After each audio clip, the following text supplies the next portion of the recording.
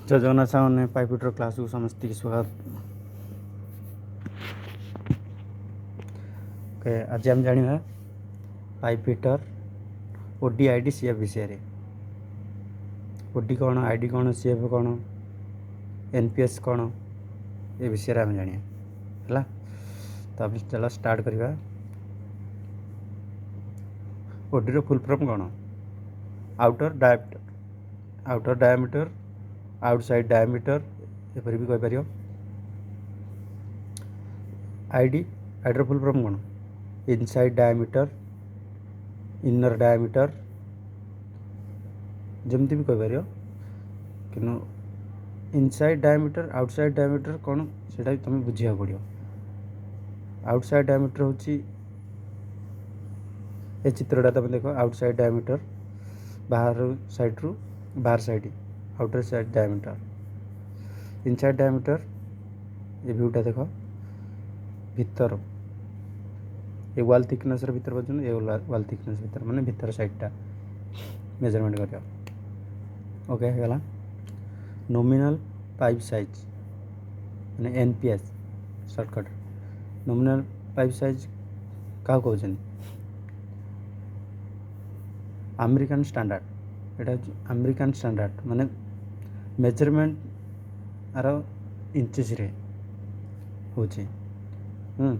American standard ये जो pipe measurement inches रे होची। आर जो आम छोट पाइप रही 1/80 इंच टू 12 इंच पर्यंत। जो 1/80 इंच टू 12 इंच पर्यंत रोचे तार स्टैंडर्ड। आउटर डा इनर डा मझी ता मेजरमेंट नहीं सेंटर रे। आउटर इनर सेंटर रु तार मेजरमेंट नि जाए 14 इंच रु एबव माने 14 इंच रु अधिक। 14 इंच यदि अधिक है तार ओडी कांस्टेंट रे तार आउटसाइड डायमीटर रु ता मेजरमेंट नि जाए। तो सीएफ कहले कौन बुझ ये हम सीएफ कहले कौन बुझ तुम सरकमफ्रेंस। 360 डिग्री रे बुलिया को गोटे बिंदु नहीं जो बिंदु स्टार्ट करी से बिंदु आस 360 डिग्री तो सहीटा को आम सरकमफ्रेंस कहते। सरकम काढ़ फर्मूला कौन? सीएफ रो फर्मूला हूँ ओडी इंटू पाई। फर्मूला जो आम पढ़ा से आम फर्मूला सबू डिटेल्स देखा है।